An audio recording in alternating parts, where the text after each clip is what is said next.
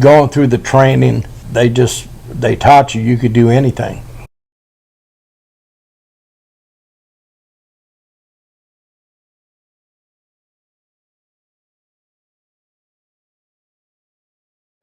In Vietnam, my radio call sign was Sunshine Superman. I'm Clint Majors. I'm Dave Perry. We're both former Navy SEALs. We served together at SEAL Team 1.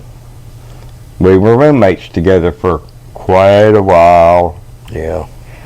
I got out of the Navy first for a little while in 72. You got out in 73. So he came to Texas to visit me, met my cousin, married her, and he's been here ever since then and still blames me. Still a thorn in his side. And still blames me for him never living in Montana. So I got fed up with him one time, and I moved to Montana for 23 years. Yes. We both started in class 52. Clint had the fortunate deal to get injured and got rolled out of 52 until he healed up, and then he had to start all over again. We were in Hell Week, halfway through, but he had to start from day one all over again in class 54. Correct. Got hurt enough to where they rolled me back, and it not to the next class, but to the next class. Yeah, because 53 was already going. So yeah, that was the deal. If you wanted to continue, you had to start off with day one, knowing what it took to go from day one to Hell Week. You had to go through it all over again, so you know he's off his rocker. The first phase is physical. They build you up. You're the top physical form that you can be. Rock solid. You do push-ups all day, sit-ups, pull-ups, run, swim. They built you up to where they couldn't get you any better. And then the Hell Week starts, and they took all those weeks to build up, broke it down to where you were worse than when you started. You couldn't do anything. I couldn't do a pull-up. I couldn't do a sit-up. Couldn't put your shoes on, couldn't put your boots on. No, my feet were so swollen for about 4 or 5 weeks I couldn't wear boots. I wore flip-flops because my jungle boots never came off in the 7 days of Hell Week. You know, the boots got wet, then they shrunk, and then they got wet, and they shrunk. And by the time I got to where I got my boots off, when I took them out, my foot just blew up like a balloon. It looked like I had elephant feet. After Hell Week, that was second phase. Then you go third phase, which is die phase. And plus, they put you back into all the physical stuff, back to doing push-ups and pull-ups to get you back up to where you were before they broke it all down to nothing. Use up every ounce of energy that your muscles had stored. And they fed you they fed steak 4 times a day. And sometimes we'd be eating steak at midnight. I mean, they just physically drained everything out of you because you didn't get no sleep. And Hell Week is you could get a nap if you finished one of the courses. But they made it to where you couldn't. You know, they didn't give you enough time. So we paddle our little rubber boats in the bay. 7 guys to a boat, coxswain in the back, 3 on each side paddling. You just nod off and get you 5 minutes. Or nod off and just fall in the bay and wake up and get back in the boat. But they never actually let you go in, lay down, and go to sleep. And you know, and every time I would hear somebody say, I quit, I'd go, you made it this far, why do you want to quit? I said, it can't last forever. And you know, and it's not that you even know it's the 5th day of Hell Week. You just lose all track of time.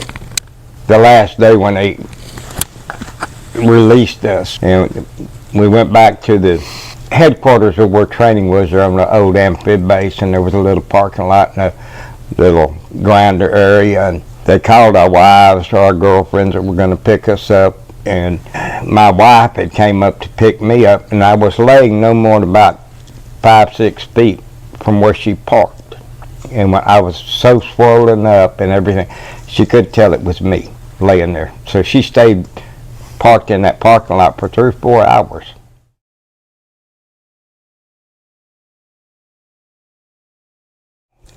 What, Oliver was in his 40s.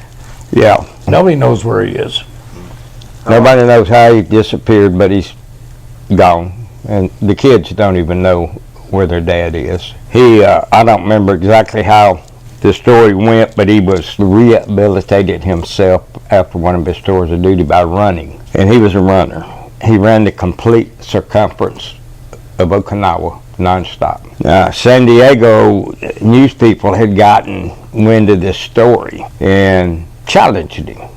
Well, he ran nonstop from Coronado to the entrance of Disneyland in Anaheim, California, 120 miles.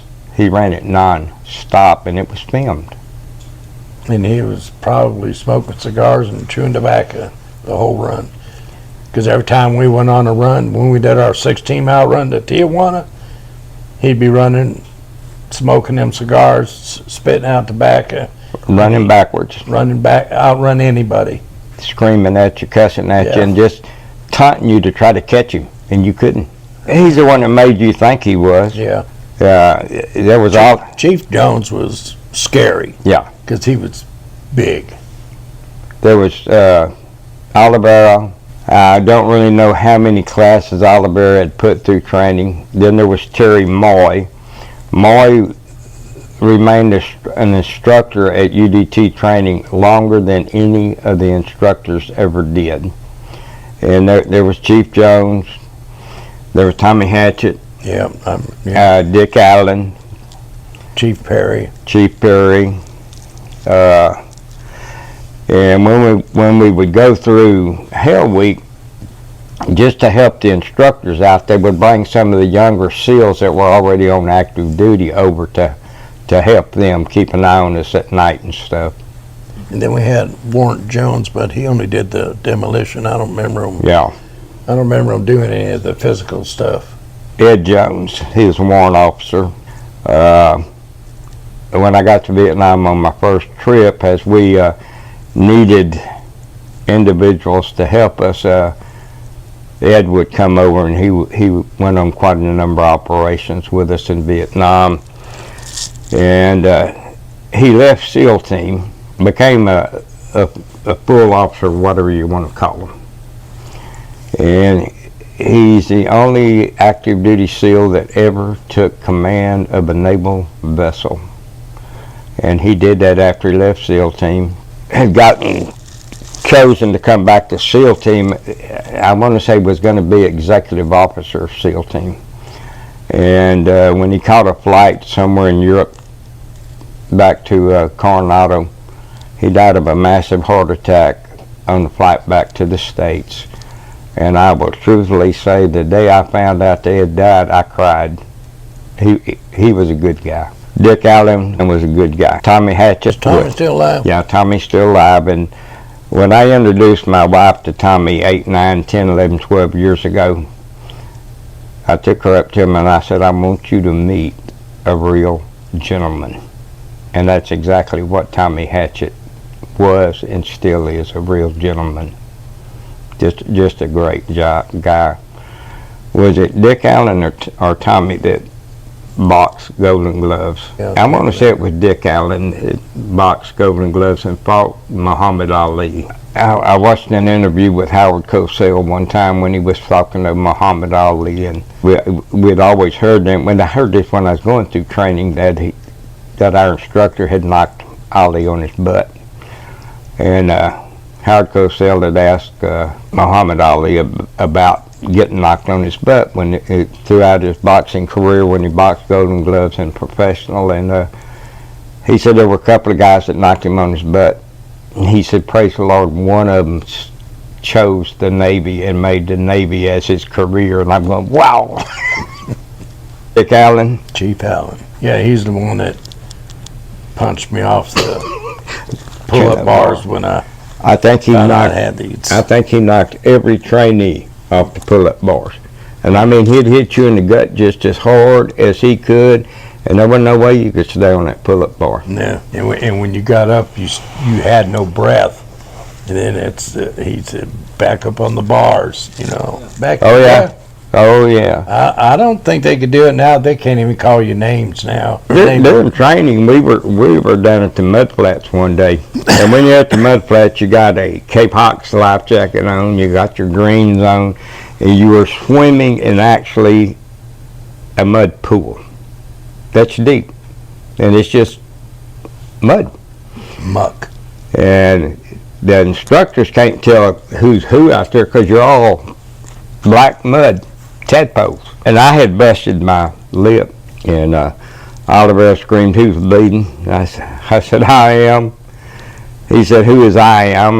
So I told him who it was. He told me come up there, and just as I got in front of him, he knocked me colder than a cucumber with an oar paddle. Back then, yeah, they could lay their hands on you. And you dang sure didn't call your mother and complain. No. You know, the whole purpose of those instructors was to make every one of us quit. Because if they weren't making you quit, they weren't doing their job. They would take you to hell and bring you back. Yeah. And they did. They were good. They were good at their jobs. And after touring Vietnam, you were glad you had the instructors that you had. You could make it past point of no return and come back. And going through the training, they taught you could do anything.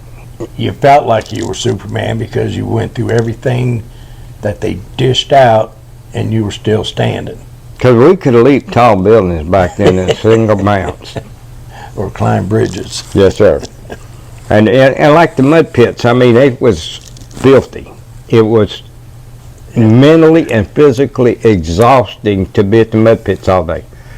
But you go to Vietnam where they got a 10, 12-foot tidal drop, and the tide's out, your boat hits the river, hits the mud bank, and you got to get between you and the solid bank is 20 yards of dang mud that's almost waist deep. Yeah, they trained you for what went on in Southeast Asia. I got stuck in the mud numerous times in Vietnam, and at one point, and I mean, the tide's out. It was probably good 30, 40 yards to where the boat was, and we had a cargo net on the front of our big boat. I had already taken my radio off, and I'm just crawling in the mud, and they had to throw the cargo netting over and then back out and pull me out to the boat. And you know, the two parts of Vietnam, up north, hard ground, mountains. Down south, nothing but jungle and marsh and mud. And then occasional rice field. Yeah. In the middle of nowhere. They instill in you when you go through training that you had to be quiet. You couldn't make any noise. Do you ever hear yourself trying to pull a boot out of mud? It makes a sucking noise. And in Vietnam, quiet is quiet. You don't hear. There's no noise. You don't hear no animals. It's just pitch quiet, but you hear that your boots trying to slide up out of that mud. And after my first 3 weeks over there, I told my boss, I said, I'm not wearing jungle boots anymore. I said, I can't walk in them. I said, I got about 130, 40 pounds of gear on me, and I'm sinking up to my knee, and I'm trying to bring my boots up. I said, can't do it. It's just too much noise. I said, I'm going to go barefoot and see how it is. And large numbers of us went barefooted with our gear, with our operational gear. The first couple of weeks, I mean, they got cut up, they were sore, but after a while, you just start building a callus up on them. Because I didn't wear it when I was back at base. I never put my jungle boots on ever again. Mm-mm. I just stayed barefoot, and your feet just toughen up. Now, you know, I wore Levi's and duct taped the bottoms of my Levi's so nothing crawl up my legs, but the feet would get leeches sucking on them and ants, and you just dealt with it. Yeah, because I went to the hospital in December or January. I don't remember if it was my first trip or second trip into the hospital. I went up there with no boots. I went barefooted. Straight out of the jungle, filthy, and barefooted. And 2 or 3 days later, when they released me from the hospital, they wouldn't let me leave because they couldn't find any boots. Well, I had to hang around until they went and found a dang pair of jungle boots that I could put on and walk out to hospital doors with. Tommy Dickinson wore pantyhose. We went on an op one night and we were in water up to our neck the whole night, and we was on an ambush. Nobody had come through the ambush zone, and we always made it back to the boat before daybreak so we can come in the dark. We got back to the base and we started stripping off all of our clothes. I looked at Tommy and I said, "Tommy," I said, "man, you got leeches all over you." He go, "What?" So we started counting them. He had 57 leeches on his upper body. And he just freaked out because I got a leech hole in my leg that it sucked on my leg all night long. And leeches, they start off about this big, but they just keep sucking blood. And this one got so big it wrapped around the bottom part of my leg. I ripped it out. And if you rip it out, it leaves the head in, and then it rots. So I got a deep hole in my leg from a leech. But we took all the leeches off of. I took mine off while I was still in the jungle, and we used mosquito repellent, just a couple drops on them, and they pulled their head out.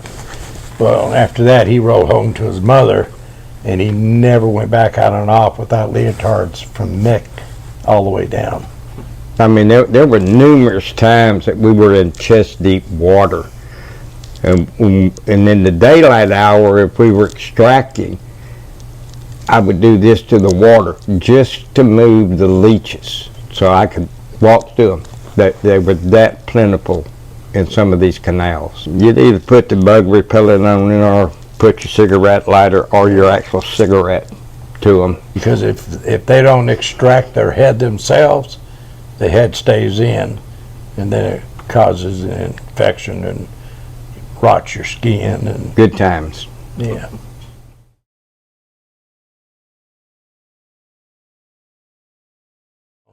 We were living together, but he was probably off drinking out the hub or something. And this was like 3 o'clock in the morning. We'd already closed down the bars, and we wanted something to do. And I can't remember who. It might have been Dave Brinkley. He said, "Hey, why don't we climb out the Coronado Bridge?" Because it had just opened, and it's how long was the span? Oh God, I'd hate to guess. Yeah, but it's 310 foot high, one of the highest bridges in California. And this is the only thing that connected San Diego to Coronado was this bridge, or you had to drive 40, 50 miles around and come through Chula Vista, down Imperial Beach, and then 19 more miles to get to Coronado. Other than that, it was ferries that would take cars back and forth. But somebody came with the idea to climb the Coronado Bridge. And we'd already driven over it, and we could tell it had manhole covers, and we said, we're going to lift up the manhole covers and watch the cars go over. That's how stupid we were. One of the guys picked the lock off that gate. We opened it, we locked it back up, and then we started walking underneath this catwalk. It was pitch black underneath there. And, I can't remember how long it's, I don't know, I guess maybe it's about a half mile to get to the middle of the bridge. Probably 3/4 of a mile. Yeah. And when we got there was a manhole cover. Well, we slid it off and started sticking our heads up. You only could fit one guy up at a time. A lot of the cars didn't even notice it because you're doing 60 mile an hour, 65. But a few cars would see it because we stuck our heads up for a long time before they can even get to it, and they see these heads coming up through the hole. Well, they'd freak them out and they'd slam on the brakes, and eventually somebody called the cops and said somebody was out on the bridge, and they had like 3 or 4 cop cars that came up the bridge from both ways. They had 5 or 6 cop cars down at the base. And well, when we seen the cop cars, we decided, hey, it's time, we got to go. Well, we didn't walk back, we ran. I don't know how far the expansions were, but every now and then there would be a beam that hung down real low, and the only way to get around it, you had to bend down to go. Well, I ran into that sucker, hit me in my head, threw me down on the catwalk, and one of the guys picked me up, and I mean, I was dazed. But I said, well, okay, let's keep going. We got to make it to the bottom. Well, before we get to the bottom, we could see cop cars were down there, and lights were going, and they had cut the lock off, and they had cops coming up from the bottom of the bridge, and they had cops coming down from the manhole way. When we seen that the flashlights were all over the place, we said, we're going to jump. Because if we jump, we'd just swim out of the San Diego Bay right into Coronado. If we didn't kill ourselves, we didn't think about it, because we were still 150 foot off the ground, and don't even know how deep the water was. But when you're drunk, you don't pay attention to that many details.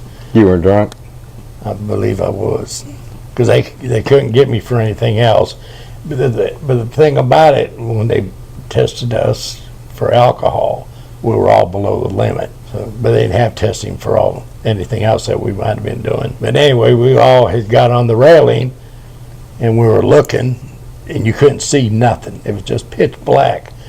And we all go, I said, man, let's jump. And when we was about ready to go, one of the cops had already made it close enough to us and said to stop or they'll shoot. So, we're not totally stupid. So we decided, what are they going to do to us? Trespassing or something, So they take us back and handcuff us and take us to the police station. And then they had this bright idea when they found out we were Navy SEALs that we were setting explosives on the bridge. And we were going looking, I'm like, well, you're nuts. That was one of the neat things about it. When we started training, to get from Coronado to San Diego, you had to ride the ferry. And while we were there, they started building the bridge. When you get into the demolition phase of training, one of the things you had to do was design a way you were going to lay the Coronado Bridge down. That was a training evolution. And if you laid that bridge down with the uprights, you could have shut San Diego Bay off from the ocean. That's why they were worried about they're going to blow this bridge up. It took them, well, they got us probably about 4 or 5 in the morning, and it took them till I think 9 o'clock the next night that they searched every crevice of the bridge. So they kept us in jail until then. And in their mind, they still think that we set explosives somewhere, and they didn't think we did it at the base because we was at the top. But it cost each of us a $10 fine. The judge was pretty cool. And I think, and this particular judge, I've already been before him 4 or 5 times. Uh-huh. So I only ever had to go before the judge one time in Coronado. I went as a witness for him. We had been out. We had one little greasy restaurant in Coronado that stayed open all the time, all night long, 24 hours a day. It was real narrow. yeah, The counter ran all the way down the building. I think they only had like between where the counter was, it started off the front. They had no chairs other than stools. It ran the whole length and then curved around to where the bathroom was. And there's maybe 4 foot of wall space. At the most. And that was, but it stayed packed all the time. So this particular night, it was maybe 2:30, 3 o'clock in the morning, and we were going to eat before we went to the house. We didn't live but about 2 blocks from this restaurant. He decided he needed to pee. There were a bunch of motorcycle thugs in there. They got up to go to the restroom, and they had their back to the bar and their feet against the wall. So they told him to crawl under. He said, no. They said, well, crawl over. He said, no. And about this time, I went to stand up, and he told me, he said, you can sit down. So I immediately sat back down, and the fight started. Dave threw 2 or 3 of them out the dang plate glass window of this place and broke a couple arms and a couple legs, and they filed charges, so we had to go to court.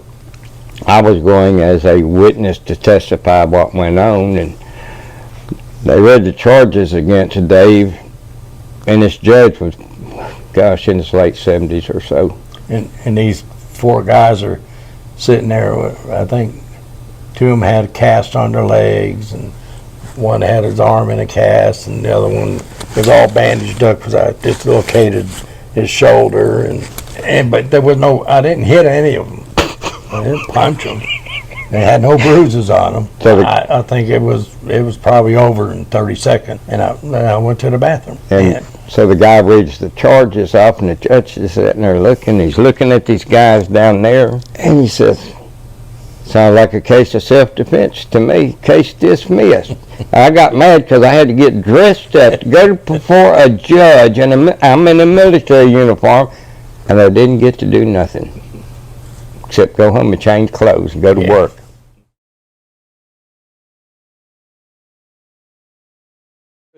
It's Christmas time. There were either 6 or 7 platoons operating in Vietnam. Now that's 14 men to a platoon. And stateside said, yeah, we could shut down, except you got to leave 1 platoon operational. So we drew straws. The officers drew straws to see which platoons would get to take the Christmas holidays off.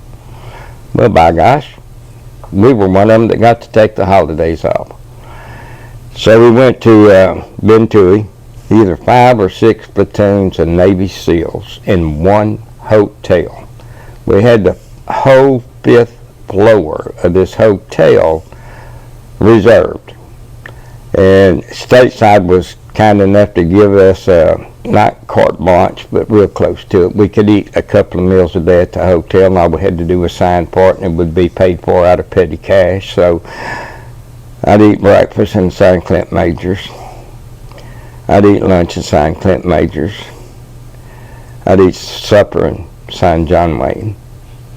So I got my 2 meals a day. And they had a wedding going on at this hotel. And this was a nice uptown hotel.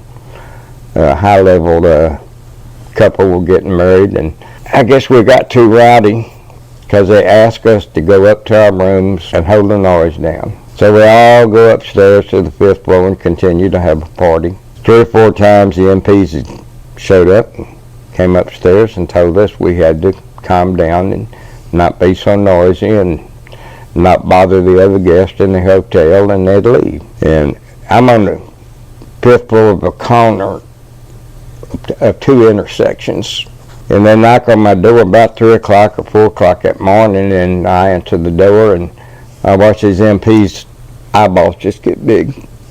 So I turn around, and 2 of my friends have got the couch out of my room, and they're standing on the balcony of my room, and they dropped the couch 5 stories up down on the MP's Jeep below us. Well, the MPs just left. But 30 minutes later, they show up with several dang automobiles to haul us off in, and enough MPs to haul us off. We had priority 1 orders when Vietnam. We could wear civilian clothes, we could carry guns, we could carry ammunition. And the regular military people couldn't do this. But the MPs didn't search us when they put us in the paddy wagons. So when we got up to the jailhouse, and I remember the counter hit me about chest high, and they told us to put all of our personal property on the bar so that they could lock us up and have our personal property under protection in a safe. And we started laying 9mm pistols and 45s and 357s and knives this long, and they're just staring at us. We're filling out all the paperwork, and I finished filling mine out, and I handed it to the guy right behind the desk. He hands the paper to an Army sergeant sitting over in the corner. The next thing I hear is, "Majors." I said, "Yeah." He said, "Where you from?" I said, "Texas." He said, "Where at in Texas?" I said, "Liberty." He looks at me and says, "You know Fred Majors?" I said, "Yeah, he's my brother." He said, "I'm one of the Smith boys from the South Liberty oil field." He said, "I'm going home next week. What do you want me to tell your brother Fred?" I said, "Well, just tell Fred you locked me up in Vietnam." He did. A couple of weeks later, he back in Liberty, Texas, and he tells my younger brother that, "Hey, I locked your brother up in Vietnam." So they kept us for a little while until the boss could make a telephone call and get us out of there, and they had to let us go when whoever my boss called. my boss, we got out, and like I said, there was somewhere between 50 or 60 of us locked up. And we walked maybe 20, 25 feet from the front door of the MP's office, and my boss had to urinate, so he just turns around, he urinates all over the MP Jeep, and the MPs are watching us, and then we just walk on off. Yeah, that's all he was doing, except for the fact he did have to pee. Yeah, he was with us. Oh yeah, he got locked up. He's one of the guys that was holding my couch on the 5th floor. He's one of the guys that let it fall 5 stories down to the MP Jeep. And you know, probably a year later, one of the best little magazines I used to love to read was Reader's Digest. You know, you could go in the doctor's office and there'd be a Reader's Digest. Yep. About a year later, I pick up a Reader's Digest, and there's a whole story about these Navy SEALs having a Christmas party in a hotel in Bentua, Vietnam. And he goes into explaining what he saw, what he witnessed. And I'm going, my God, I was there.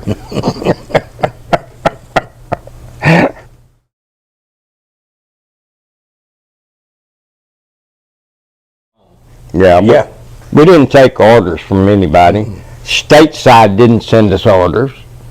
Our basic commanding officer while we were in Vietnam, he was over what was called Det Gov. At the time was Joe DeFloria. Joe was either a lieutenant commander at the time. Really wonderful guy. Joe's still alive, great guy.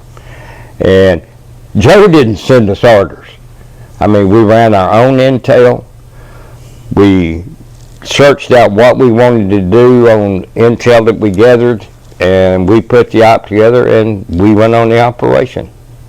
When it was all said and done, then we would send a report back stateside, what we did, why we did it, and those things back then were called barn dances. Yeah.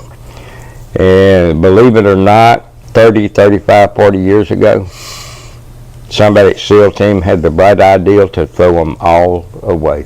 So they're basically gone except for the few of them that are in naval archives. So the history of what we did during the Vietnam War is only heard to us guys that were there.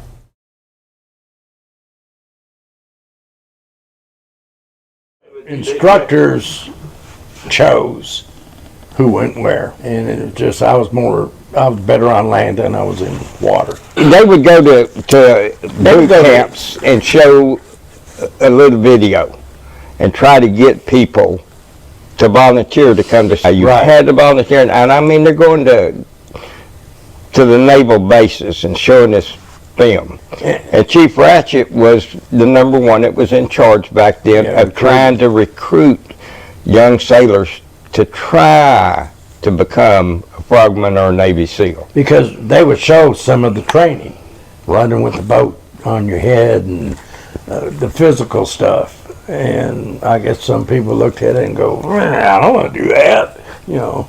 But it intrigued me when I seen it. And back then, what these young guys that are in the teams don't realize, SEAL team and UDT was two different entities back there.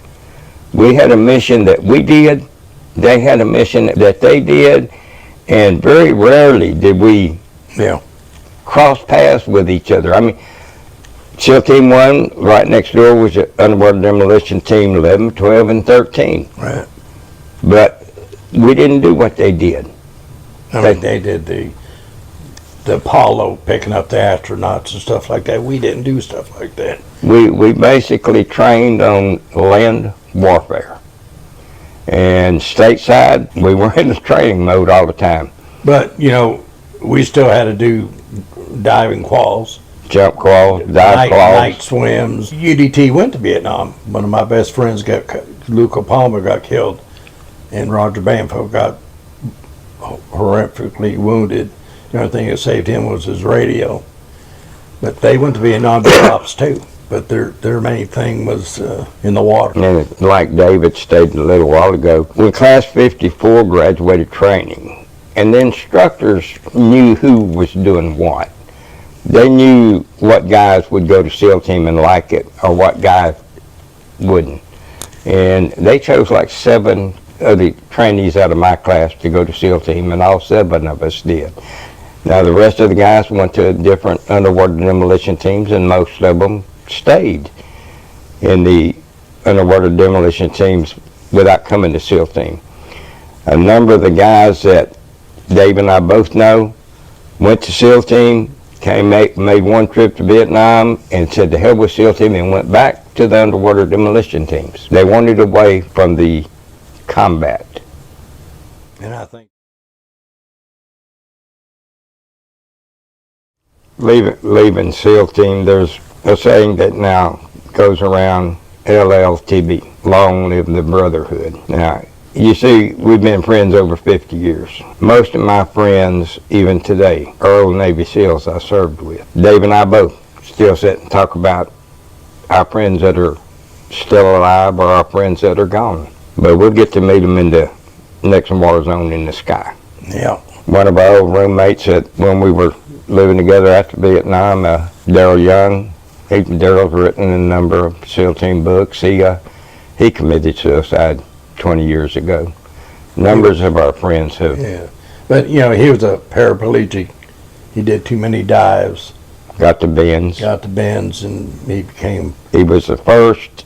Paralyzed his whole body. Yeah, and he was the first veteran to get fully medically retired from the Navy due to the bends, and the only way he got it, and I don't remember which state he was in, if he was in California or Oregon, and he kept fighting the VA and fighting the VA, and one day he just handcuffed himself to the capital of the state, and that's what brought publicity to him and his problem, and shortly thereafter he was 100% retired due to the bends.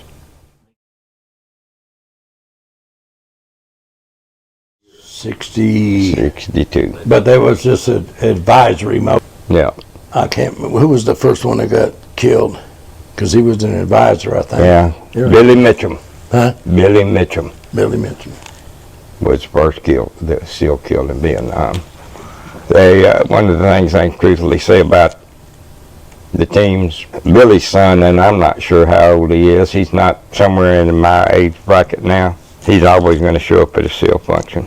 The brotherhood has embraced Billy Mitchell's family and still does to this day.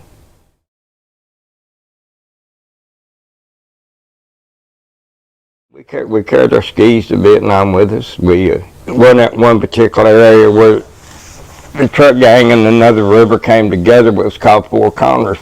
You couldn't go through corners without getting shot at. But we'd go through Four Corners with somebody skiing behind their boat, and they'd be shooting small arms fire at us or rockets at us, and we'd still ski on the river. Or we'd fish on the river with 40-pound sack of TNT. It wasn't all bad times. No. You kind of bury those bad times and you keep the good times.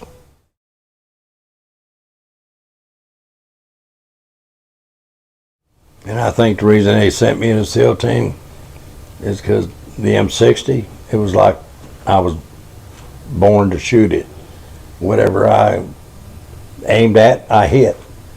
I remember they give everybody the M60, and you're over in Niland, California. It's out in the desert, and you're standing on this berm, and they had 5 or 6 silhouettes about 75 to 100 foot down below you, and they want you to shoot at the silhouettes. People got a hold of that M60, and once they shot it, they were shooting at airplanes and all over the place. And for some reason, when they gave me that M60, I just cut down every one of them silhouettes, and I can't remember, the instructor looked at me and he said, "That's your gun." And I'd already shot the M16, and I looked at him and I go, "I don't want this gun."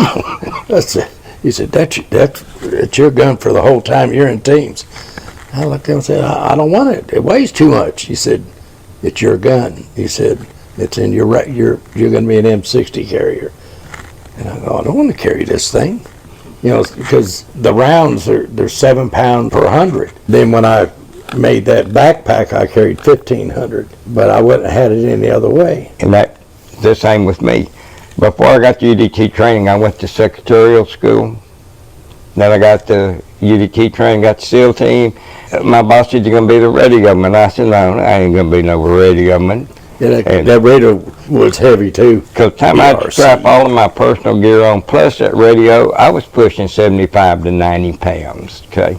But after I went into the jungle 3 or 4 times with that radio, "Don't you touch my prick 77 radio, that's mine."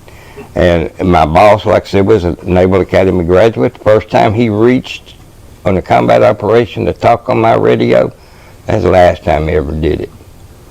I said, "You want to talk on this son bitch? You carry it." I said, "If I'm going to carry it, I'm going to talk on it." At my age to death, I had to go in the woods, give me a radio. If I get lost, I can call and get somebody to come get me. If y'all get lost, y'all are going to be looking for me. Yep. That M60 was his security. That Prick 77 radio was my security. Even though we were trained, cross-trained somewhat in each other's jobs, Yeah. we each had our particular specialty, and mine was communications. And and our medic didn't go through our training. Very few of them did. They might have had a crash course of something, but most of them came out of the fleet. My medic that I went to Vietnam with was one of the very few completely trained Navy SEAL medics. Doc Kaplan or. Yeah. See, our medic came out of the fleet, and our medic carried a gun. Who was y'all's medic? I can't remember. I'd have to look at my paperwork. He quit. Oh, did he? Yeah. He said he didn't want to get shot at anymore because he carries a gun. He carried an M16 with over and under, and we got in a firefight. He was in the firefight with us. If anybody got wounded, he'd have to quit being in the firefight and take. Our medic Doc carried a Stoner machine gun, and maybe he knew how to use it. Yeah, he was fully trained SEAL. Great guy, still alive, lives in Tennessee. And we never had our medic replaced. The only replacement we got was PK that replaced Happy Baker. Happy Baker got dysentery and about killed him. I mean, he had dysentery. Great guy. Yeah.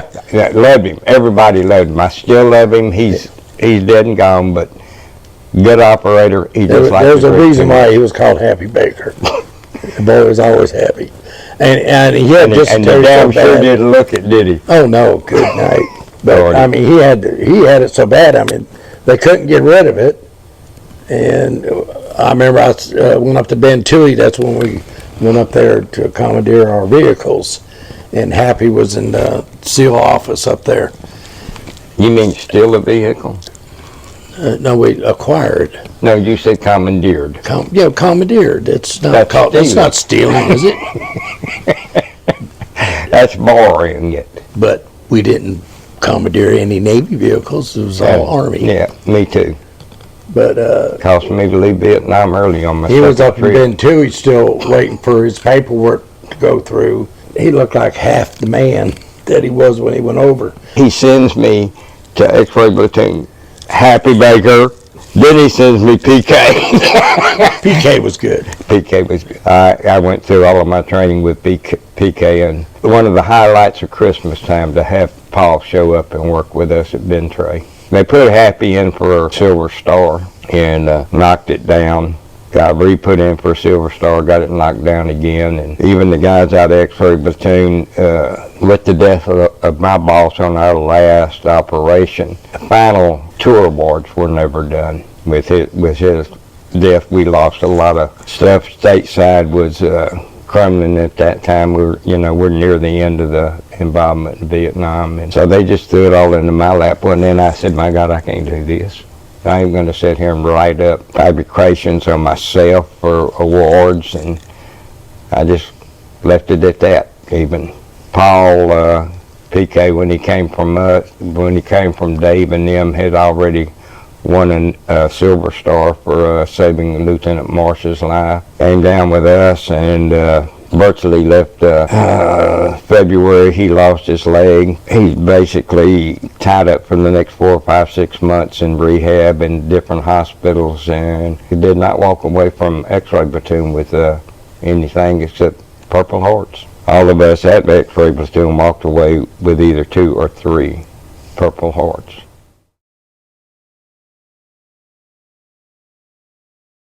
Water Springs, California. Yep, up in where winter is winter. I guess they had SEER school during the summer too, but I went up there during the winter. When did you go? I went up there, and I'm in between summer and winter. The good weather. Yeah. I went up with Doug Herzick and a couple of the other guys, because when my class graduated training, my mother had died 3 days before that, and I came home and buried her, and then showed up at SEAL team, and that was the first thing I did when I got back to SEAL team, was went to SEER school. They want you to act the part, play the part, because they act the part and they play the part. They played it real well, didn't they, Dave? The instructors at SEER school, They were Russians. they played the game real good, didn't they? I think they were Russians. We got in trouble. I got in trouble where they had the bad guy come into the room with me and bounce me off the walls and stuff, and then the good guy come in with an apple, so I took his apple, I ate his apple, and I told him everything he wanted to hear, and the next thing I know, I got taken up to the commandant's office, and the commandant gave me a chewing out, and he said, I know you're well aware that this is a mock POW camp. We need you to play the game. Go back down there and play the game right. So I went back down there, and within a few hours, I escaped. And I stayed gone for about probably 20 hours. They're in their Jeeps with megaphones trying to get me to come back in, and I stayed out. I probably went 4 or 5 miles from where the actual camp was down to a private residential home. Wasn't nobody home, so I went in and had lunch. Then I turned myself in on a full belly. But I can say one thing about SEER school: when they actually is over, they bring you outside. Yeah. They raise that flag. Lower the other one. And play the national anthem. It'll put tears in your eyes. Because me and Garcia were the only ones who went, because we had both went to Vietnam without going. When I got back, that's when they found out it hadn't been to SEER school, and CO called me and he said, man, he said, you got to go to SEER school. And I looked in when I go, well, I've been back from Vietnam for 4 months. I said, I've already been over there and I'm back. He said, well, you got to have SEER school in your jacket. And I said, okay. And then he said, Garcia's got to go too. So me and Garcia, and I think there was 130 other from different branches that were trying to get secret clearance to do stuff. But old Garcia managed to escape 3 times. And every time they escaped, I'd get hauled in. Well, I know where Garcia is. Well, of course, I'm not looking at him because that thing don't ever call him off. And I go, I said, how in the heck am I supposed to know where Garcia is? He said, he won't answer. I don't blame him, you know. I was in the middle of the boxes, and he was at one of the ends. They always had guards. I don't know how he snuck off. He managed to do it 3 times. The best thing as today, I can say about SEER school, I relate to the motto of SEER school. And in its biblical sense is what I relate to it nowadays. Because the motto of SEER school is return home with honor. That's what they're trying to teach you at SEER school, is how to survive that experience and return home with honor. The regular Navy guys on the ship, when that ship pulls out of port, a Navy tour of duty is a 6-month tour of duty. SEAL team is set up just like any other naval facility. You're on a 6-month tour of duty. The only really good thing about SEAL team, we also fell under the bracket of sea duty. There's more benefits to having sea duty than there is land duty, shore duty. And so back then, like when I was in Vietnam, you know, we got paid demo pay, we got combat pay, we got dive pay, we got jump pay. I was married, I got separation pay. Never saw any of it. I went to my ex-wife.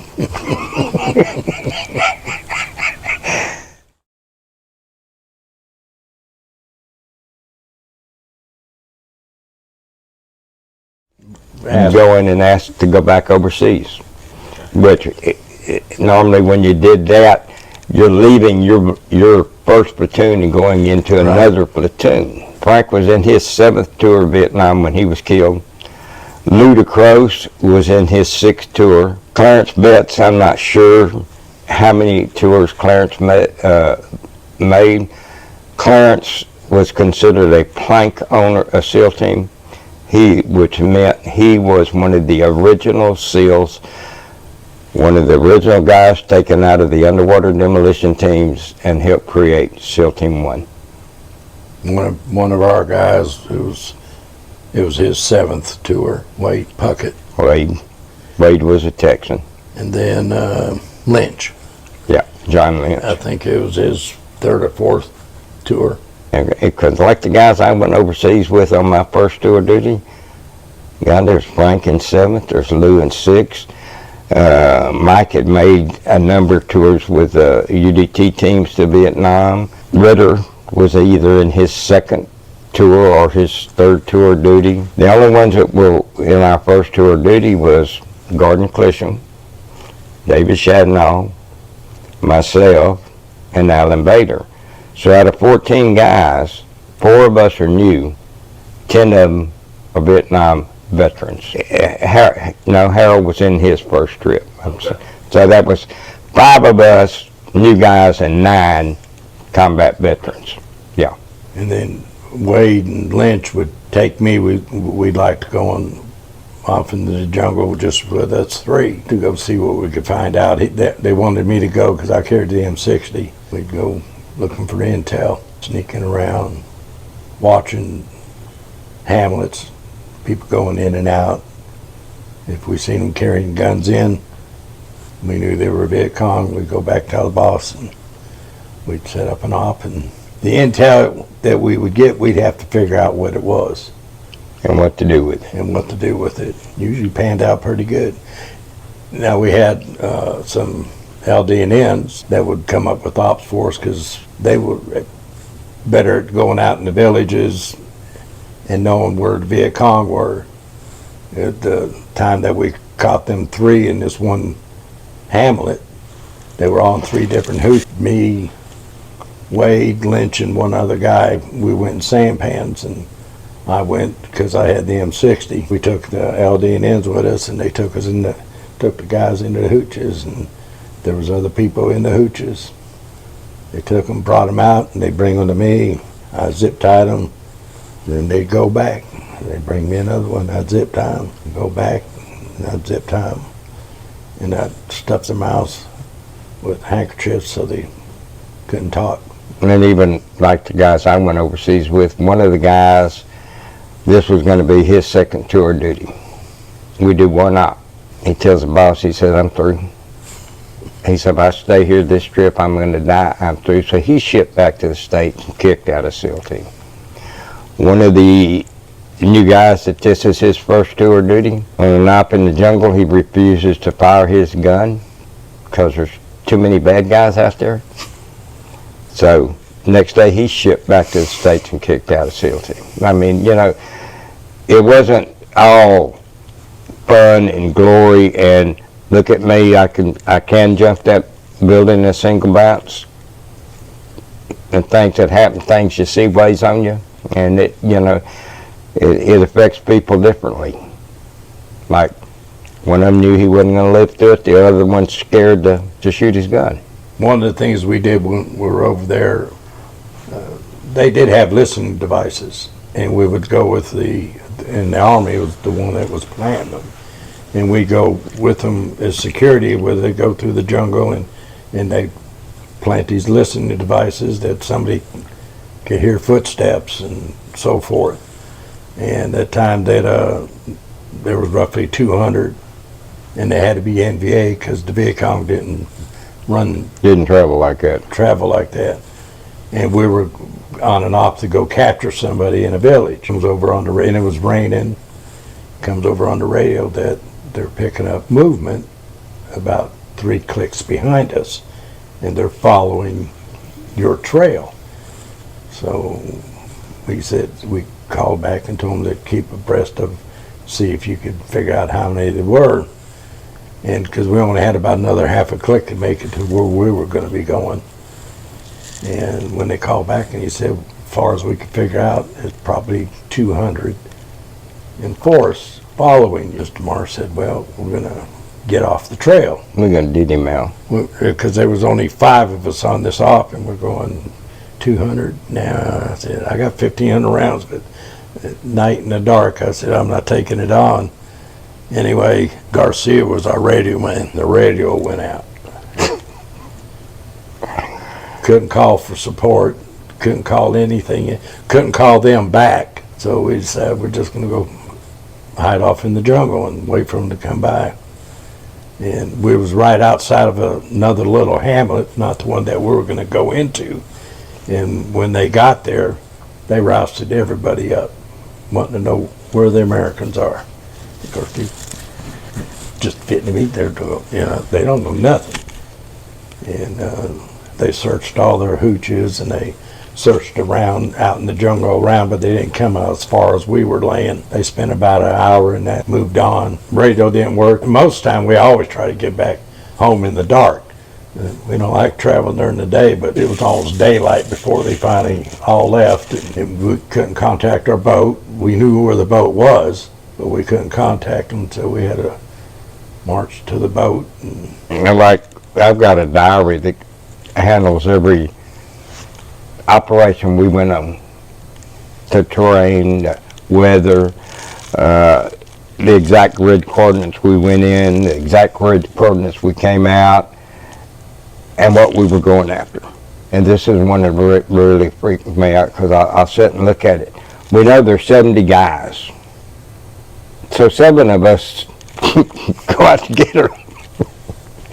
And it just amazes me to sit and go through this diary and go, boy, were we that damn dumb? No, you were confident. Yeah, we were confident, but it's still shocking to think that we had the audacity to think that we could handle 50, 60, 70 guys. It's like in an ambush. They should only last 10 to 15 seconds. They last any longer than that, you're in a fight. What we called it back then, you're in a dick dragger if it's going to last longer than that. And you're going to run out of ammo. We've ran out of ammo a few times. Oh yeah, it's a scary thing. And my M60 is a nice club, but that's up close, and I don't want to get up that close. But luckily, when we would run out of the ammo, we would call in for support. As long as you had that radio working. Yeah. If you got a radio, you only can run for so long, and sooner or later they're going to catch you. You have grid coordinates that you go by. The majority of the time, we were close enough to each other to... Unless you were in the mangroves. Yeah. Then you couldn't be close at all, and you still couldn't see. And you strained your hearing. I can't say we were praying back then. We should have been. No, I don't remember doing that, but... We were just hoping we wasn't getting lost from each other. Well, like with us, 99% of the time we were in the woods, our interpreter, our scout is basically what he was. He was taking us where we were going. Yeah. He was born and raised in this province. He knew what to do and how to get there. So he's walking, and then our SEAL point man's following him, and we're trailing right behind. The majority of the times that we were in that triple canopy jungle at night, hell, I couldn't see my hand. Yeah, mangrove. And there was a lot of times, I was in the middle of the group that I would bump into the guy who was from me because they had stopped. I think the war would have went so much better if we had headsets, but they didn't have headsets.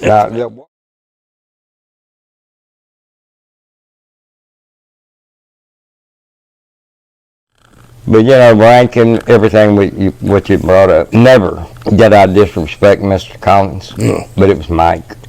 It was Boss. Yep. And he was the same way with us. It wasn't petty officer, it was majors. And that's how we operated. Back during that period of the teams in the Vietnam era, We were family. It's good just to be able to hear sit with Dave, Yeah. hash over stuff, You know, talk about stuff. SEAL team today is nothing like what SEAL team was 50 years ago. They have specific targets they go after. They have people telling them what to do, when to do it, and how to do it. There's a whole lot that they're not allowed to. And during mine and Dave's era, you went to Vietnam, you know, you might have been in E3 and E4. We were capable of running our own operations. Yeah. We would go in the woods as an E4. I'm in charge of the 6 guys behind me. That's not allowed these days. Mm-mm. And when we had ops to come up that we were going to go to, and if it seemed like it was a suicide mission, you voice your opinion on why. I mean, you know, some are gung-ho and they just want to just go out and annihilate everything, but I always wanted to come back. And if it was it's like when Mr. Marsh said he was going to go out and check sampans in the South China Sea. Back then, I gained weight when I was over there carrying all that stuff, and I think I weighed about 190 pounds, and I was carrying about 145 pounds worth of gear, and I'm going to get it in a sampan. Uh-huh. And I go, no. I said, I'm not doing that. I said, just about every sampan you're going to come across in the South China Sea at night It's a bad guy. is a bad guy. You know, and everybody else said, well, you know, and this was in December. We go home in January, and Mr. Marsh had just had a baby. No, Mr. Marsh, I said, that doesn't sound kosher. Come up with something else that you want to go on and off. And everybody else said, no, PK was new. He said, I'll go. I looked at PK. I said, PK. He said, of course, now PK's a itty bitty little, he's like a Vietnamese, you know. Shorter than me, Yeah, skinny, weighed less than me. carried a stoner. But he told, yeah, I'll go with you, Mr. Marsh. And we go, PK, what are you doing? He said, oh, somebody's got to go with us. I said, dang. And sure enough, it was the wrong thing to do. Yeah. For a sampan, they lied over 3 gooks on it, you know. And the sampan came sideways with them, where they were pointing directly at the only person who could shoot was Mr. Marsh. His gun jammed. And you lose that, if you lose that first few seconds, sayonara. And sure enough, you know, because everybody that stood up got hit. Yeah. PK didn't stand up. And after everybody fell out of the boat, PK he just wiped them out. So, and I don't think in SEAL team today, if they say you're going to go get somebody and somebody, you go, no, you got to go. That crap won't float today. Yeah. No. It did back then. No. I didn't hardly ever salute. When we would walk on base, you'd see all the regular black shoes. Some lieutenant come by, they salute. I never did. And they could tell I was in SEAL team because I'd be wearing my greens, and they never said anything. The only one that gave me a hard time was the captain of that ship.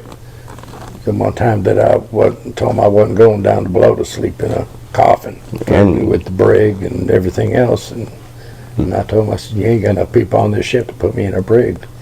And Mr. Marsh looked at me, and he goes, Dave. He said, are you? Shut up, Dave. No. I know. The captain of the ship asked me, he said, Lieutenant, do you have control of your men? And he says, yes, sir. And he looked at me and he goes, Dave, are you going to go down below? And I said, no, Mr. Marsh. And I had my M60 with me. And I said, it'd take more than what's on this boat to make me go down that hole. So I never did for 2 weeks. I slept on that cargo net, playing war games off the ship. But we had to sleep on it. We was out in the, I don't know how far away, I couldn't see no 5 land. stories below. It was. Yeah. And there's 14 of us, and the bunk room was no bigger than this living room. there was probably 3 or 4 foot of it missing, and it was bunked, stacked 4 high, and somebody had the guy that was on top was about that close away from the ceiling, and I looked at it, I said, I can't sleep in here. I'm still claustrophobic.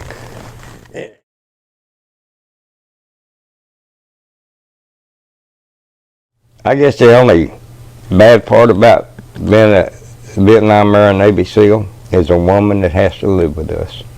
Yeah. And even when we were on active duty, there were guys at the teams that were married. There were guys at the teams that were single. And there were just actually very few married men that got up and went home to their wives every night. I don't think they did. Well, Don Futrell did. I mean, there were a few of the guys that we actually knew that got up and lived what I want to call it, a decent moral life. Sam Berkey did. Sam went home to Sioux every night. Sam went to church every Sunday. The rest of us, we were in town acting like maniacs. So, I mean, that's as simple as I could put it. A whole different breed of people, yeah. And that's a sad thing to say, but it's true. We all were, the guys we ran around with we were a little bit abnormal or a whole lot abnormal. But we operated good. And when it come to an operation, that was the whole focus. Yeah. Our off time, we were strange. It was like we had to find something out of the norm to do. Yeah, something to satisfy our own. But I wouldn't trade it for nothing. It was good. It was a good 4 years. It was a good period in our lives. It was a period that we can look back on with pride, a self-satisfaction of doing something that we not only wanted to do, we enjoyed doing it. And the instructors we had, they did it right because we went and did what they trained us to do. Yeah. We played a lot of war games. We had a place out in Nyland. They built it, looked just like Vietnam. Just like it. Hooches. It had the tall grass and water and swamp and out in the desert. Right on the Salton Sea. Yeah. I mean, we were able to train with the same boats we used in Vietnam, not the same people. Yeah. Not the exact same boat, but the exact model. 90% of what we did training-wise back then was completely accurate. We weren't out fabricating something. They were trying to teach us something that they knew we needed to know. Because there was a lot of times when we played the war games, we died. And they would show us what we did wrong. Yeah. And before I went to Vietnam, we would play war games with live rounds. At that period of time, we were the only unit that was operating in stateside exercises with live rounds. And that says... And we didn't go to the live rounds until we had operated enough that they had confidence that we were going to shoot each other. Yeah. It carried over to Vietnam. I mean, learned a lot from them instructors. And when you do get in a firefight, you're not asking questions. You just do what they trained you to do. If everybody did it right, you walked out. But if you get ambushed, that's a whole different story. We like initiating the ambush. We don't want them initiated on us. That first ambush that we got in, that was our first stop. That was a wake-up call. Oh. They can shoot at me. Huh? They can shoot at me. Yeah. Yeah. And then we go out the second night and the same thing happens. When you're out on an op and you're going down the river in a boat, you might come across a Viet Cong that's going to take a pot shot at you. But when it's a planned one, that means they knew you were going there. Yeah, and that's exactly what happened the night that Mike got killed. They went up that river. The enemy let him get through the first ambush site. The enemy let him get through the second ambush site. At the third ambush site, they opened up on him. The enemy knew they had to turn that boat around and come back through 2 more ambush sites. Mm-hmm. and they shot the hell out of that boat. That's what happened on our second op, where we were going to insert. There was a hooch right there on the. They weren't supposed to attack us. When we got off the boat, they were supposed to kill the boat crew, because the ones that were going to attack us was where we were heading. They jumped the gun, and that was the wrong thing to do. And there was 4 of them in the hooch. Yeah. There wasn't nothing left of that hooch. And that's like the night that Ritter and Bomar got killed. We picked up 1,600 spent enemy rounds.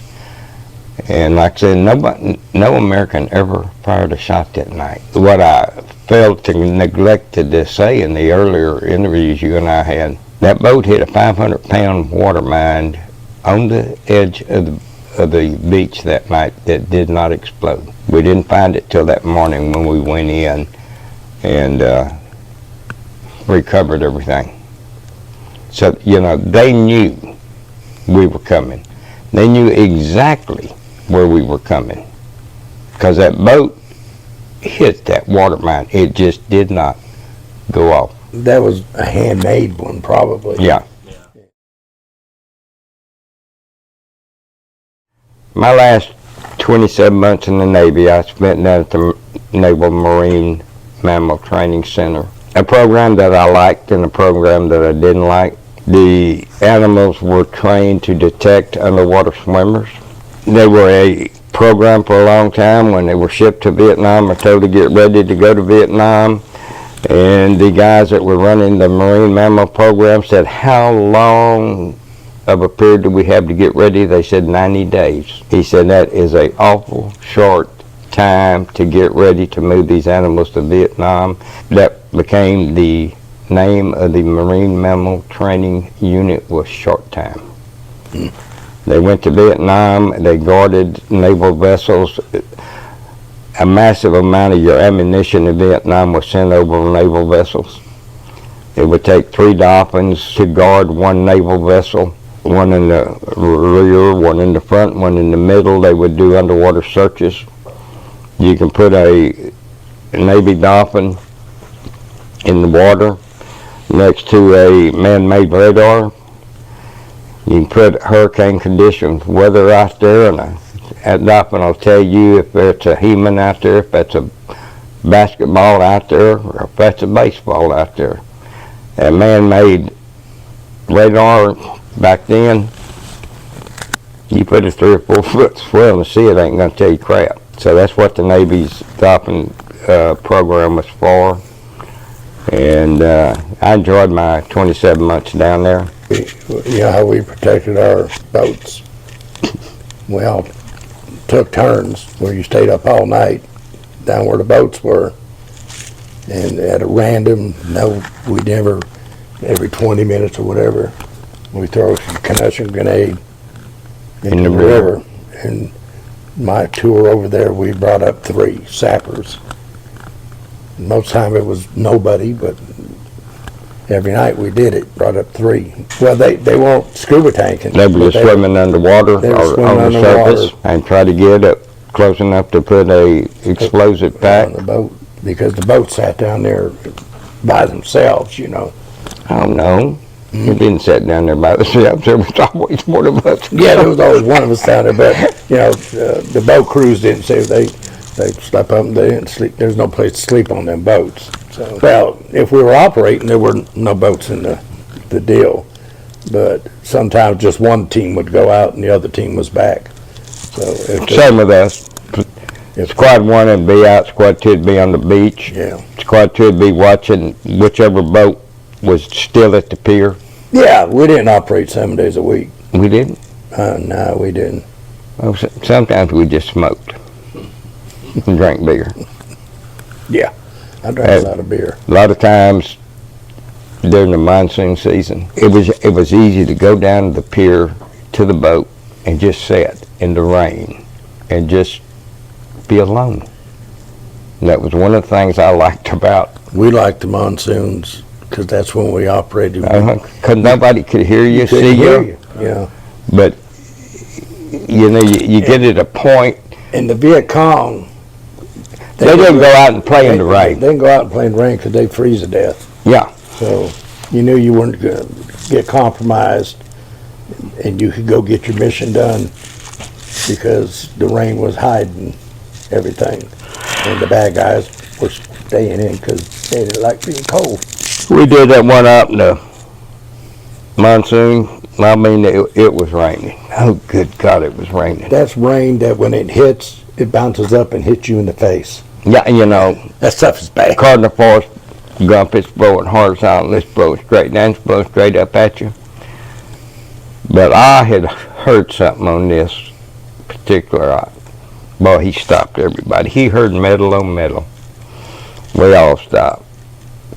Next thing I know, boss is moving us on line. We was with each other that I heard something. He's going to figure out what we heard, what he heard. We had just spent 3 to 4 hours before this watching a movie that came out, Night of the Living Dead.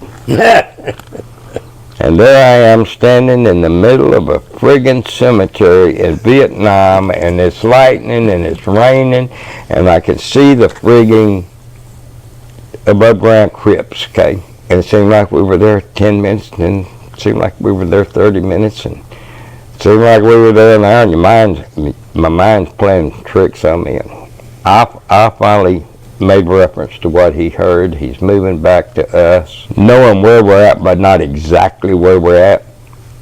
And he's feeling his way like this, and all of a sudden I'm just standing there, and we're all on a line on rock and roll, and his hand just hits me in the face. And it's Oz hand. And I remember trying to scream, and I couldn't. I remember trying to move my gun, and I couldn't. And I remember pissing all over myself, and my brain going, my gosh, you're pissing all over yourself. And I was. But he had scared me that bad of just anticipating what might be in the jungle, what might be coming out of one of those graves that I'm watching in the flash of lightning. We had come real close into a little compound. And somebody was up, and it was metal on metal that he heard. So we just went around this little village. Pretty good at hearing, isn't it? Yeah.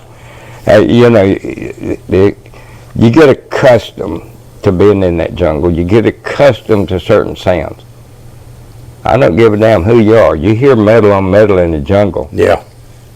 And it's completely distinctive. You know what it is. It's time to stop what we're doing and find out what the hell we're doing. Yeah. Probably not. And Gordon and I both have looked off and on for probably 15 years. Because if he were alive and I could put my hands on him, that man would be living in my house. He wouldn't need a dime because I would make sure that man needed everything he needed. He was our eyes. He was our ears. He was, to make a dumb reference, that he was like God to us in the jungle of Quinwa Province in Vietnam. He wouldn't forget this ugly face of yours. No. He never did. Doing bang ah. If you see me, Bubba, call me.